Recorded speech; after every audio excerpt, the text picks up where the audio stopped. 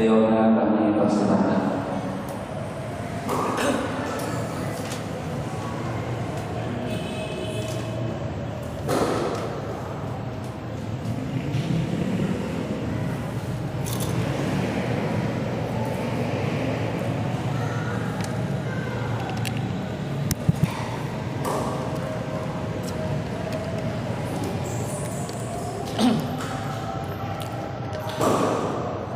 Assalamualaikum warahmatullahi wabarakatuh.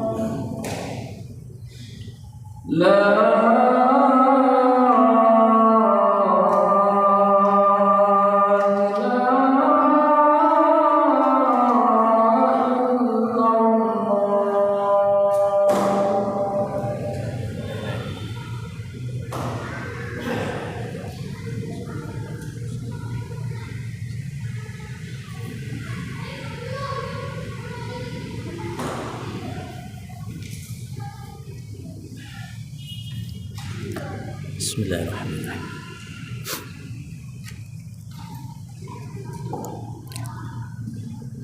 Alhamdulillah. Alhamdulillahilladzi arsala rasulahu bil huda wa dinil haqq liyudhirahu ala dini kullih wa kafa billahi shahida. أشهد أن لا إله إلا الله وحده لا شريك له وأشهد أن محمدا عبده ورسوله لا نبي بعده اللهم صل وسلم على سيدنا محمد وعلى آله وأصحابه أجمعين أما بعد فيا أيها الحاضرون أوصيكم وإياي بتقوى الله فقد فاز المتقون قال الله تعالى في كتابه العزيز الكريم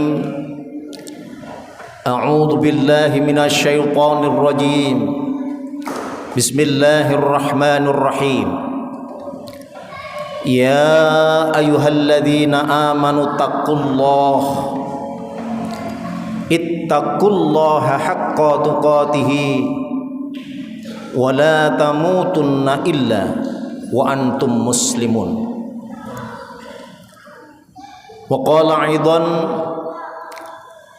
يرفع الله الذين آمنوا منكم والذين أوتوا العلم درجات صدق الله العظيم وصدق الرسول النبي الكريم ونحن على ذلك من الشاهدين والشاكرين والحمد لله رب العالمين. Saudara-saudaraku kaum muslimin, jamaah salat Jumat yang dimuliakan Allah Subhanahu wa taala. Tiada ungkapan kata yang patut kita aturkan di hadapan Allah pada kesempatan siang kali ini. Hanyalah puja dan puji syukur atas limpahan rahmat, nikmat, hidayah dan inayahnya, sehingga kita mampu melaksanakan ibadah salat Jumat secara berjamaah. Mudah-mudahan langkah-langkah kaki kita dari rumah masing-masing atau bahkan dari kantor masing-masing senantiasa dicatat oleh Allah Subhanahu wa taala dan dijadikan sebagai amalan yang terbaik. Salawat serta salam senantiasa terlimpah kepada baginda Rasulullah Muhammad sallallahu alaihi wasallam, Nabi akhiruz zaman, seorang tokoh revolusioner yang mampu merombak suatu tatanan-tatanan yang barangkali pada waktu itu banyak tatanan yang mengarah kepada kejahiliaan, kehitam-hitaman, kebobrokan, menuju ke dalam tatanan yang penuh dengan berbagai macam kebijakan dan kebijakan. Oleh karena itu tentu kita juga berharap mudah-mudahan dengan bacaan sholawat yang kita baca setiap kali, dengan bacaan sholawat yang kita baca setiap hari, mampu mengantarkan kepada kita manakala ketika kita menghadap kepada Allah Subhanahu wa taala dan senantiasa mendapatkan syafaatnya. Saudara-saudaraku kaum muslimin, jamaah salat Jumat yang dimuliakan Allah Subhanahu wa taala, tentu khotib tidak bosan-bosan mengingatkan kepada diri pribadi dan mengajak kepada para jamaah sekalian, marilah kita senantiasa meningkatkan keimanan dan ketakwaan kita kepada Allah Subhanahu wa taala dengan iman dan takwa yang sebenar-benarnya, di dalam arti melaksanakan apa yang telah diperintahkan dan meninggalkan apa yang telah dilarangnya. Saudara-saudaraku kaum muslimin, jamaah salat Jumat yang dimuliakan Allah Subhanahu wa taala, menurut catatan sejarah, baginda Rasulullah Muhammad sallallahu alaihi wasallam beserta sahabat-sahabat beliau ini pernah dikucilkan oleh orang-orang kafir di sebuah lembah yang gersang, di lereng gunung yang kering kerontang. Rasulullah Muhammad sallallahu alaihi wasallam beserta sahabat-sahabat beliau pada waktu itu dilarang keras untuk mengadakan hubungan apapun terhadap orang Makkah dan di luar Makkah. Orang-orang kafir pada waktu itu berusaha keras ingin menghancurkan perekonomian umat Islam.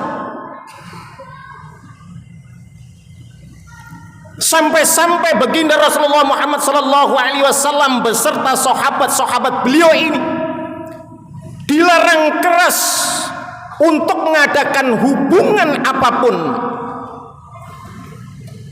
Di dalam bahasa sekarang barangkali baginda Rasul beserta sahabat-sahabat beliau pada waktu itu sedang disabot, diembargo total. Sampai-sampai baginda Rasulullah beserta sahabat-sahabat beliau ini memakan daun-daun dan rumput-rumput kering yang tumbuh di atas lereng-lereng gunung tersebut. Lalu kenapa baginda Rasulullah Muhammad sallallahu alaihi wasallam sampai dikucilkan seperti itu? Apakah baginda Rasul menzalimi pada mereka? Tidak. Apakah baginda Rasul dan sahabat-sahabat yang menganiaya mereka? Juga tidak. Memang sebenarnya ada 3 hal yang sangat ditakutkan oleh orang-orang kafir pada waktu itu. 3 hal yang sangat ditakutkan oleh orang-orang kafir pada waktu itu. Yang pertama, jikalau umat Islam, khususnya generasi mudanya, mampu menguasai berbagai bidang ilmu pengetahuan.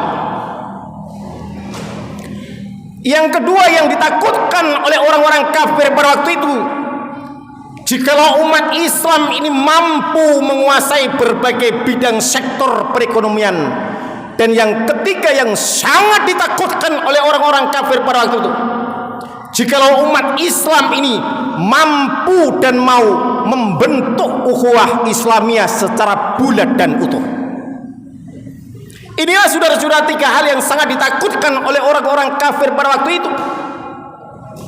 Yang pertama tadi yang ditakutkan oleh orang-orang kafir pada waktu itu, jikalau umat Islam khususnya generasi penerus, generasi mudanya mampu menguasai berbagai bidang sektor ilmu pengetahuan.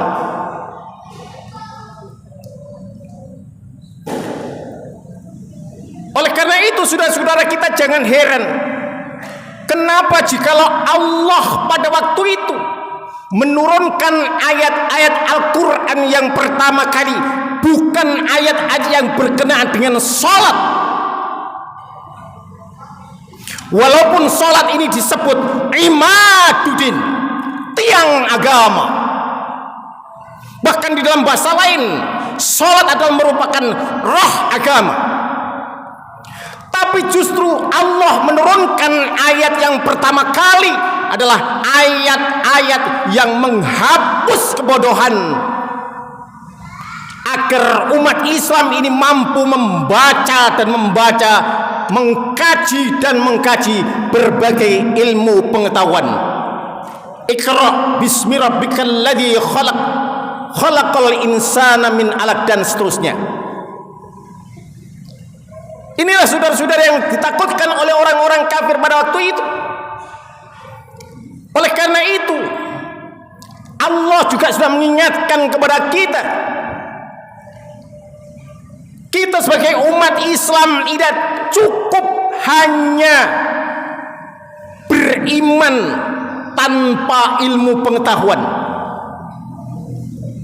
Begitu juga kita sebagai umat Islam tidak cukup hanya mempunyai ilmu pengetahuan yang tinggi, lulus sarjana, magister, doktor, bahkan profesor, sementara imannya dangkal.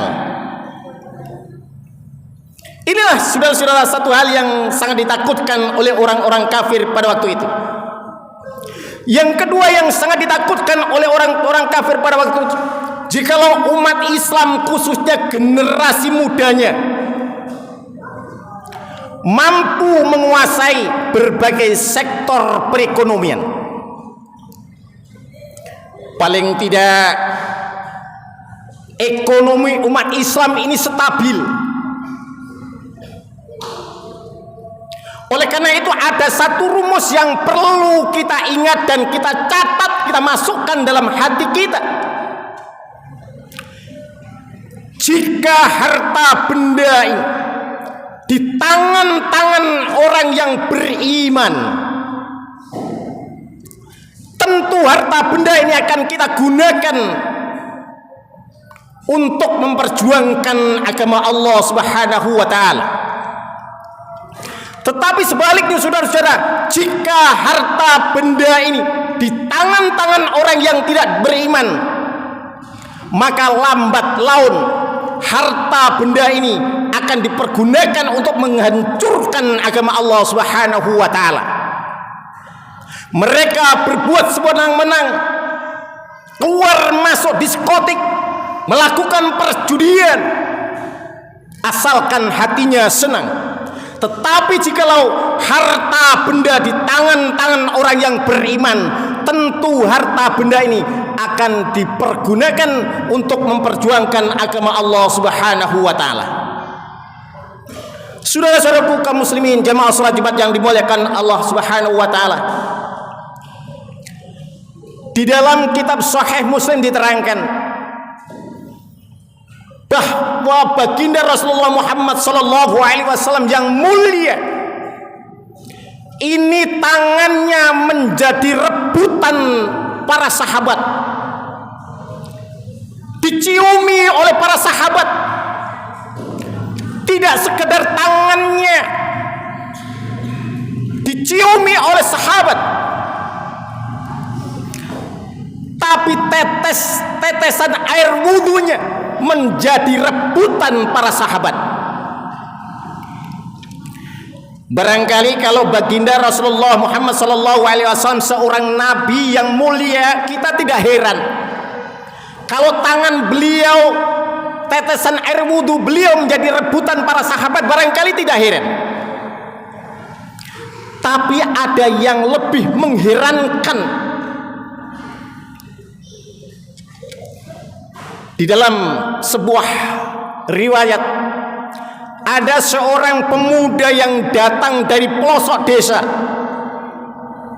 Ketika itu seorang pemuda berpapasan dengan baginda Rasul seraya berjabatan tangan dan ditanya oleh baginda Rasul, "Wahai pemuda, kenapa tanganmu terasa kasar dan tebal?"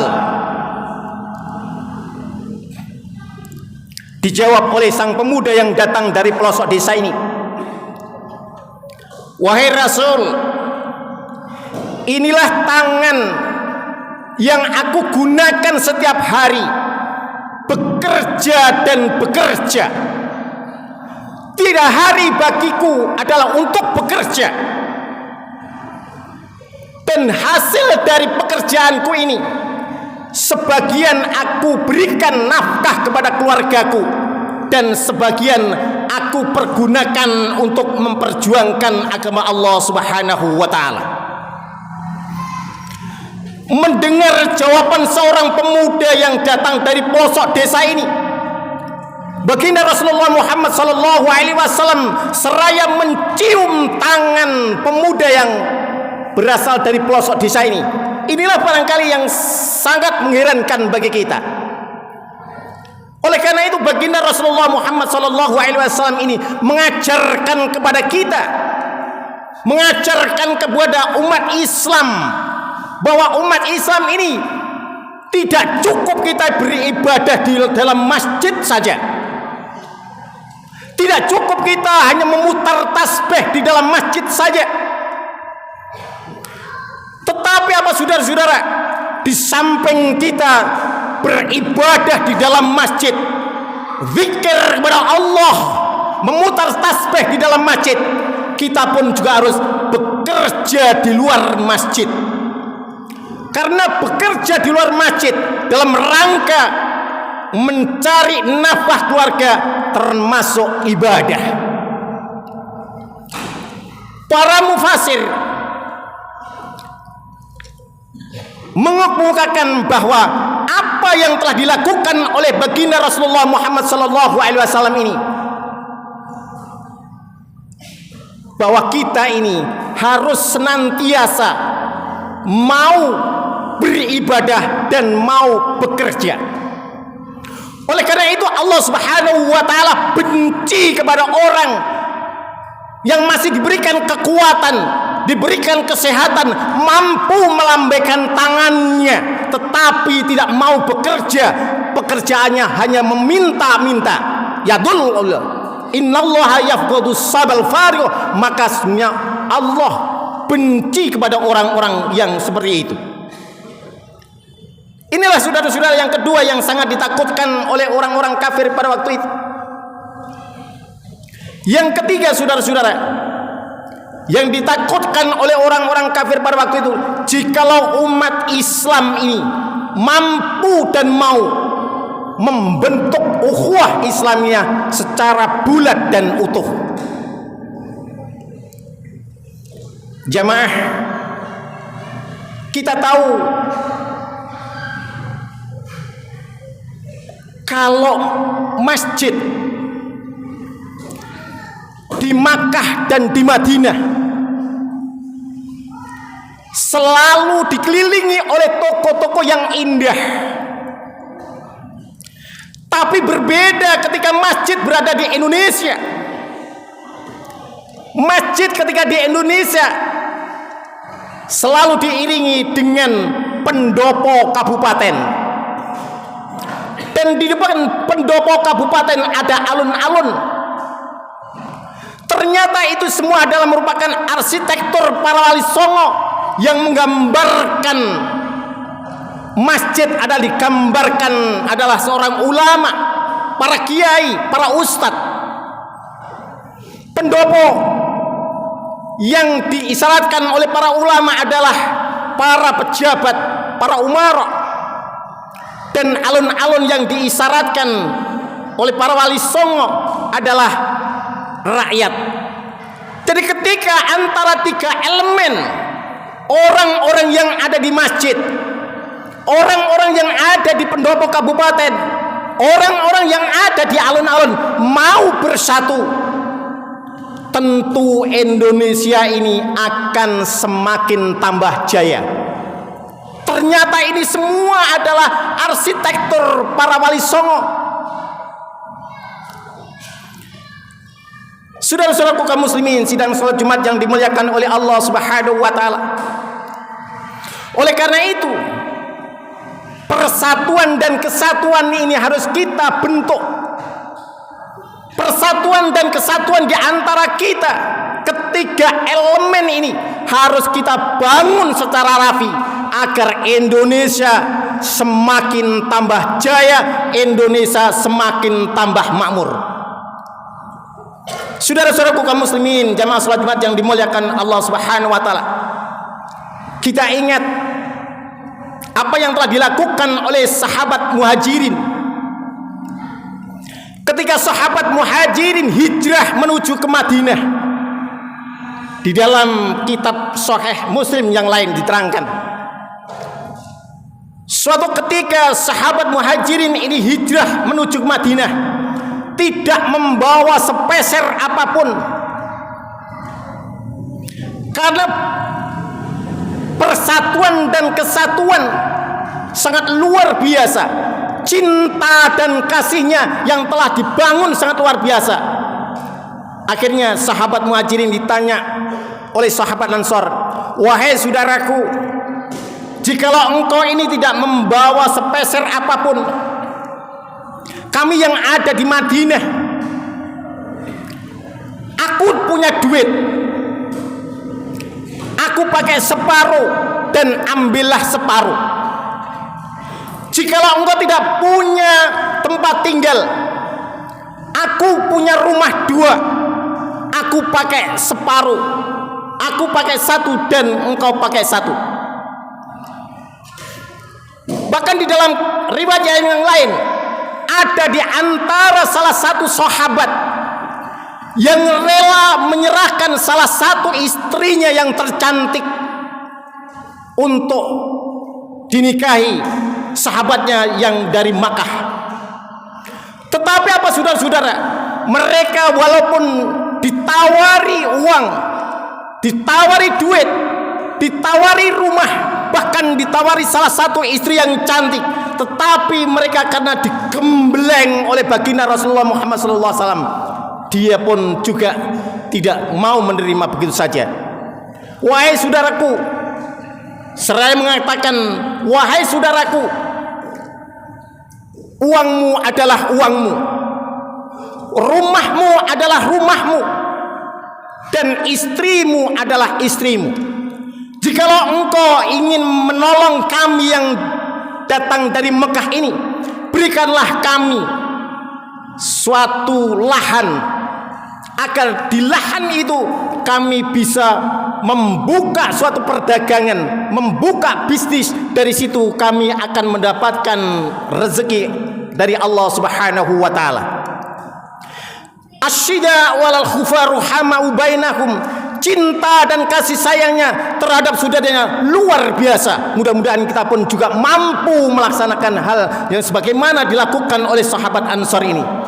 Saudara-saudaraku, tetapi saudara-saudara, ketika di Makkah dan Madinah, toko-toko tadi yang telah dibuka ketika hari Jumat, setelah dikumandangkan Jumat, semuanya ditinggalkan untuk melaksanakan ibadah kepada Allah Subhanahu wa taala, yang pada akhirnya sahabat Muhajirin tadi diberikan tempat untuk bisa berdagang, akhirnya membuka pasar, dan pasar itu menjadi berkembang dan berkembang. Tetapi apa saudara-saudara yang terjadi? Yang perlu kita ingat, dengan perkembangan pasar ada sekongkol, ada sekongkolnya orang-orang yang tidak suka, orang-orang kafir yang ingin merusuhi, merampas saudara kita yang dari Makkah tadi.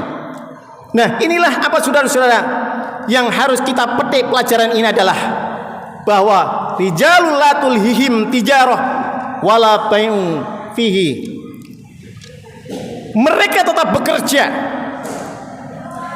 tetapi kalau sudah mendengar suara adzan, dia tetap beribadah, giat beribadah, sujud kepada Allah Subhanahu wa taala. Tetapi di samping giat beribadah di dalam masjid, mereka juga giat, jujur bekerja di luar masjid.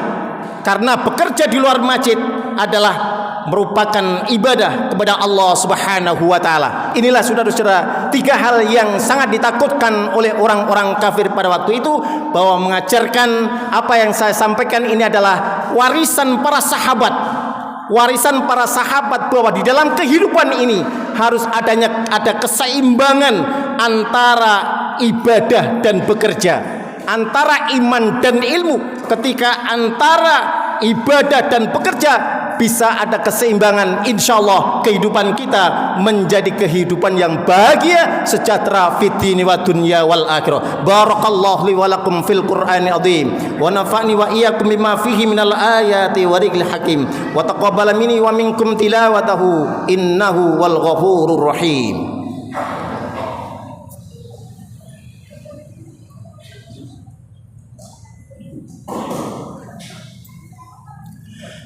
Alhamdulillah, alhamdulillahilladzi hadana li hadza wa ma kunna linahtadiya laula an hadanallah.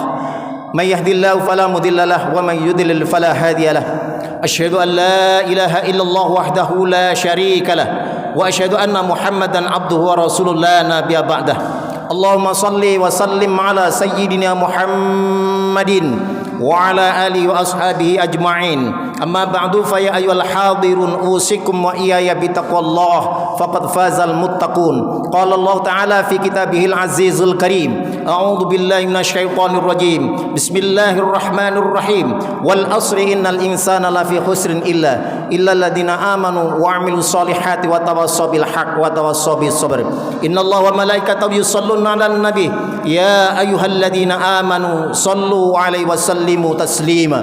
Allahumma ighfir lil muslimina wal muslimat wal mu'minina wal mu'minat al ahya'i minhum wal amwat innaka sami'un qaribun mujibu da'wat wa ya khadiyal hajat ya rabbal alamin rabbana ighfir lana wa li ikhwanina alladhina sabaquna bil iman wa la taj'al fi qulubina ghillan lil ladzina amanu rabbana innaka raufur rahim. Allahumma inna nas'aluka min jahdil bala wa darkis syaqa wa su'il qada wa samatatil a'dha.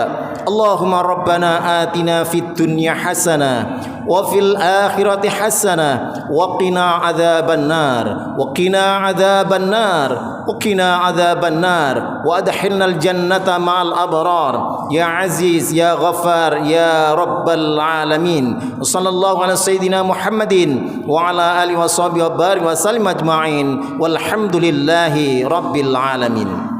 Ibadallah, innallaha ya'muru bil adli wal ihsan wa ita'i dzil qurba wa yanha 'anil fahsya'i wal munkar wal baghi ya'idzukum la'allakum tadhakkarun washkuruhu wa la ni'am yazidkum wa la dzikrullahil akbar.